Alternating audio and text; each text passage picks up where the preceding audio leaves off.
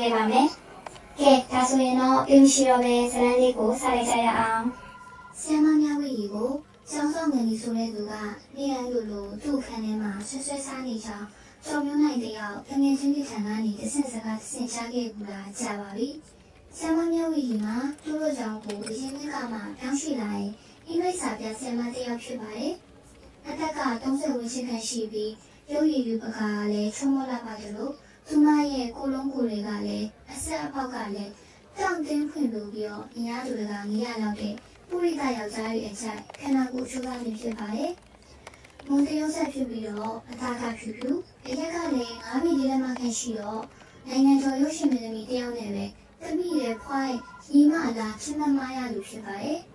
။ကျော်မနိုင်တို့လိုဆယ်တနည်းဆက်ဆောင်းလာကြီးတွေရောရှစ်တန်ကိုရန်အရွယ်ကြီးကောင်ဝင်စားဆောင်းလာတွေလာမကတကြောင်လုံးကဆရာရေးမှလေးပါမချင်းဆရာမမျိုးဝီရဲ့အချို့အစီချမ်းသာလာပါတဲ့ကိုလုံးအလားနဲ့စုဖြူပြဝတဲ့အိုးကိုစိတ်ဝင်စားရှိကြပါတယ်။အထူးသဖြင့်စာသင်ချိန်တွေမှာဆိုရင်ဝိုင်းဘက်ကိုလက်ကစာရေးပြနေတဲ့ဆရာမမျိုးဝီရဲ့တအီလှုံရမ်းတုံခါနဲ့အိုးကိုရင်သက်ရှုမောပွဲနေကြည့်ပြီးစိတ်နဲ့မပြမမိဘူးတဲ့သူဆိုတာမရှိပါဘူး။အဆောင်ကဆိုင်ရဲ့ဒီမှာတော့ငင်းကြီးနဲ့ဆရာမတို့ရဲ့ဖြစ်ဖြစ်ပုံစံလမ်းဆောင်ကိုကျော်မျိုးနိုင်ကိုယ်တိုင်ကိုကြမျက်လုံးနဲ့တက်အပ်ပတ်ပြင်းမြင်တွေ့လိုက်ရပြီဖြစ်ပါတယ်။ကျော်မျိုးနိုင်ကတင်ချဆရာမတော်များရှိခိုင်းထားရမလို့စက်တမလန်ကျောင်းဆောင်ပြုပြင်ရန်အတွက်လက်သမားဘက်ကိုခေါ်ဖို့ကျောင်းဆောင်ကိုနီခုနကတော့ပြောခဲ့တဲ့ငင်းကြီးထံကိုတွားရောက်ကြောင်းကြရအိမ်ရှိမှာလူတယောက်မှမတွေ့ခဲ့အဲ့ဒါနဲ့ပဲကျော်မျိုးနိုင်တယောက်အခန်းတကားဝါနာတွားပြီးတော့ဟာနေရဲ့တကားနဲ့ချက်ကြားနေရာကနေအတွင်းထဲကိုတိတိလေးခိုးပြီးတော့ချောင်းချင်းမိလိုက်ပါတယ်။သူရုပ်တရက်ခေါင်းတစ်ခန်းရှိသွားပြီးခန္ဓာကိုယ်ရဲ့ကသွေးတွေပါစုပတ်သွားသလိုပါပဲ။ဘလို့မှမယုံနိုင်စရာမရှိ။တေချာအောင်ဆိုပြီးတော့ကိုယ်မျက်လုံးကိုအဆက်ဆက်အခါပြန်ပို့ပြီးတော့မျက်လုံးစလုံးအတေချာဖြူဖြဲပြီးစိုက်ကြည့်လိုက်ပါတယ်။ဆီယမမဆီယမစစ်ဆီယမတော့မြောက်ပြီးတေချာပါတယ်။သူမတို့ကလည်းမိမွေတိုင်းဖောက်ငွေတိုင်းပုံစံနဲ့အဝိစာနဲ့ရှိခန္ဓာကိုယ်ကလာချင်းရရှိကကြီးမားဖွင့်ထွားရေးအနှင်းငယ်များပင်ဤတွဲချခြင်းမရှိသေးတွေ့မြင်ရပြန်နာကျော်မျိုးနိုင်တယောက်အသေးဦးလဲချလီနဲ့ရေချင်းတက်ကြီးဖြစ်သွားမိပါတယ်ဆရာမမျိုးရဲ့ရုပ်ဆင်လာတဲ့အဖြူစိမ်းချောင်းဝတ်စုံကလေးကတော့သူတို့နှစ်ယောက်လုံးထွေးနေကြတဲ့ဘေးမှာအပုံနဲ့အကွန်းလိုက်ချနေပါတယ်သူမကိုယ်တိုင်ပြီးစလွယ်ချွတ်ပြီးတော့ပုံထားကြတဲ့ပုံစံနဲ့ပြူပါတယ်ဆရာမမျိုးဝေရောကိုညီနီပါအခန်းအလယ်ရှိရှာထိုးပြေးတဲ့ကျန်းကျင်ဆံမှာတယောက်နဲ့တယောက်လောကကြီးကိုမိကအချစ်တလင်းမှာစိတ်ကန်းကိုအာရုံနေကြပါတယ်ကိုညီရဲ့ဆူရှိမလို့ပါနဲ့အစ်စိတ်ပေါ်ရှင်းစိတ်ထိုက်တွေကြီးပဲစမနေပြီးမှာပါနေရာကဘာဖြစ်တာလဲခိုင်းနဲ့ကျန်းနေကြပဲဟောငါစိတ်မရှိဘူးလို့နဲ့ဟာကိုညီကလည်းစိတ်မဆိုးပါနဲ့ကျမကဇင်ရှိစေချင်လို့ပါတော့ရှင်းညီလေးကိုဆွဲလို့ပဲရှင်းစီလာတာပဲကိုလိုချိုးလို့ကလည်းစိတ်ချပဲနော်သူ့ခင်ဒီကိုဒီအားတိတ်ချိုက်တယ်ဆိုပြီးအရန်နိုင်ယူရှင်တာပဲသူများကသူ့မရလည်းမဟုတ်ပဲနဲ့သူ့ချမ်းသမျှကိုအန်ချိပြီးခုတ်ပြီးထားတာရှိပဲကိုလာစိတ်ရှိတယ်လို့ချမ်းစိတ်ကောက်ချင်မှရှင်ဒီဆီယာမကဟောဒီကိုကြီးရဲ့ပြုသမျှကိုနှုတ်ဖို့အတွက်ဒီဘက်ထောက်ပြီးထားပါရဲ့နော်နောက်ကနေလာပြီးစိတ်တော်မူကရှင်ဆရာမမျိုးကြီးရဲ့ခက်နဲ့မူရလေးတုံးပြီးတော့သူချမ်းချင်တာကိုတားပြီးကိုစိတ်ဆိုးနေတဲ့ကိုကြီးကိုဒီဘက်ထောက်ပြီးထားပြီးချလိုက်ပါတယ်ဒီတော့ကိုကြီးကဒါမှငါဆရာမလေးအဲ့ဒါလေးတော့ရှင်းနေရလားဆိုပြီးနောက်ကနေချမ်းမာတော့လေဟာကိုကြီးတော့လိုက်တာရှင်ကျမလက်ပြရောက်နေပြီတော့နမလေးရှင်ဒီချိန်မှာကျောင်းထဲနေအောင်ချောင်းရှိနေရင်ကနေသူတိတ်ပြီးတော့စိတ်ကိုရင်တရားရဲ့ဆရာမကိုစောင်းဆောင်နေကပုံစုပတ်ဆက်ကြီးချိန်နေပြီးတော့စိတ်တွေကလည်းပါဒေါသတွေကလည်းထွက်နေအခန်းတကားကိုဖြောင်းကလေးဖွင့်လိုက်ပြီးတော့ကိုကြီးခဏအဲ့ဘာလုပ်တာလဲကျွန်တော်အားလုံးပြင်လိုက်တယ်အစားဆုံးကျွန်တော်အကုန်မြင်တယ်ဟုတ်တယ်ကိုကြီးကျွန်တော်အကုန်ဖတ်လိုက်ရမှာဒီကောင်ကကောင်ရမရှောင်လို့ပါနဲ့ဆီယမရုံမှာဒုက္ခရောက်ကုန်မယ်အားလုံးစင်ပြအောင်ညှိလိုက်ကြရအောင်လေကွာပါလေခင်ဗျားအချုပ်ကိုမိုးမိုးပြီးပြန်လို့လားကျုပ်ကတင်းရမ်းစင်ရဲ့ကလေးမဟုတ်ဘူးဗျဆီယမရုံနေပြီးတော့ဘာပြောရဘာလို့ရမှမသိတော့ပဲနဲ့ဆီယမဆိုရင်ထိုင်ရအထားရခံနဲ့ငွေရခက်ကြီးရခံနဲ့ကျော်မနိုင်မျက်နှာ တောင်စစ်စစ်ရင်ဆိုင်ပြီးတော့မကြည့်ဝင်တော့ပါဘူးသူမှရှက်လူလေးခုန်နေပြီလေဟုတ်တယ်ဒီကောင်ကသူပြောတဲ့အတိုင်းပဲတကယ်နဲ့စားတယောက်တော့မဟုတ်ဘူးသူ့ချက်အပုံကြီးငယ်တဲ့ချောင်းသားလူငယ်တယောက်ဖြစ်ပေမဲ့အကင်းတော်ပါလေအကုန်နဲ့ဆက်ဆက်ရှိပြီးတော့ sorry ဖြုတ်နေတဲ့လူတွေတယောက်ဖြစ်တယ်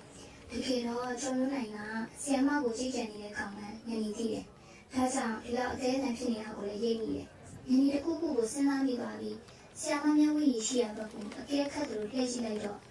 သူ့ကိုတစုံတရာပြောလို့ခံတဲ့အတိတ်ပဲပါပါပြန်လဲစူးစိုက်ကြည့်နေတဲ့ဆီယမရဲ့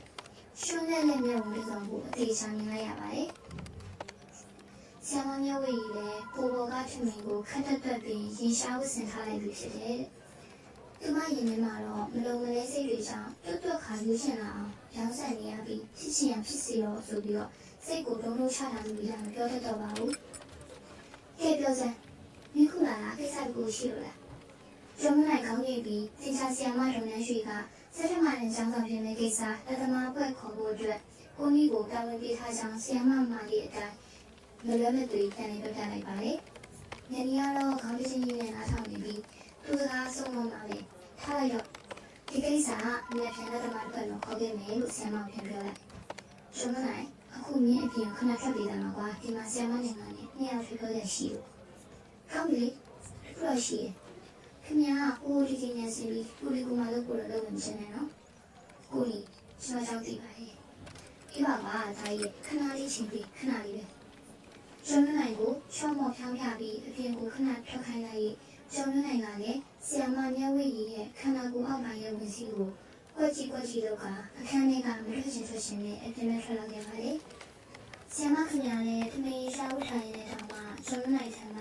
အကြည့်ရရများကြောင့်မလီလည်းမထိုင်တဲ့ဖြစ်နေပါလေ။ဒီကိစ္စတော့ပါမယ်လို့ခတိပေးနိုင်လားဒါလေးပြောကျွန်တော်ပြောပြီးလေကိုနီကဒါတော့မပေးနိုင်ဘူး။မင်းဆီယမချရလာတာကျွန်တော်နိုင်ကျွန်တော်ဖြစ်သွားပါလေ။အားဆောင်လေဆိုတော့ဒီလေးကိုပြေးလိုက်သူက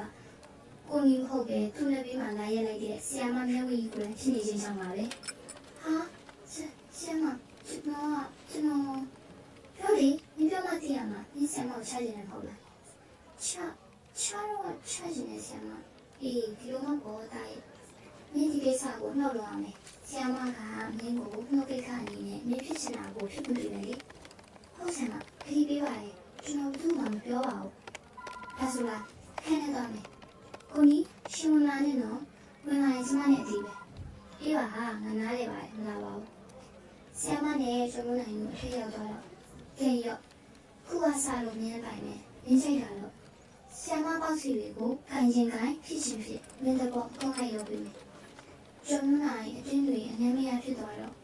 ဟဲငါရဲ့ဖေးရဆီယမကိုချချင်နေရလဲစွနော်တကယ်စွပဲကျွန်တော်ဆီယမကိုစားတဲ့တောင်နောက်ကနေပို့ကြည့်ရစိတ်ထားဗျဒီလိုမျိုးမှာဆီယမကျွန်တော်ဒီဘက်ထောက်ပြီးထားတော့မြင်ရလိုက်ရင်းရခုနာတယ်ကဲတော့ခုကျွန်တော်လူမကတော်လေးရဲ့ရှိမှာထောက်ပြီးပါမရှိကဲစိတ်ချတာတမဟာမနာနဲ့မင်းဆီယမကအမေရိကန်နေခိုင်းရပြီးသားမင်းလည်းမရနဲ့တော့သိလားကျွန်မနိုင်တဲ့ဆီယမလေးကိုရှစ်ဘက်ဆွေးနွေးနေကြတာအဆုံးသတ်သွားချိန်မှာတော့ပြဿနာဟာအဆင်ပြေသွားခဲ့ပါပြီအဲ့ဒီကစားလို့ဆီယမလေးကကျွန်မနိုင်ကိုနေ့တိုင်းဟင်းနေပို့ချက်ပေးလာတတ်ပါတယ်ကျမကြီးကိုလည်းယူဆိုင်ပြီးတယ်ကျမတန်ဆန်းဖို့အဓိကပဲမလို့ဟာလာဖြစ်စီမဲ့စားစာတွေနဲ့ဟာလာဖြစ်စီမဲ့ဟင်းတွေကိုပဲရွေးချက်ပြီးတော့ကျွေးတတ်ပါတယ်ဆမ်မာလီဟာဟင်းလျှောက်ဝါဒနာပါသူတယောက်လည်းဖြစ်ပါတယ်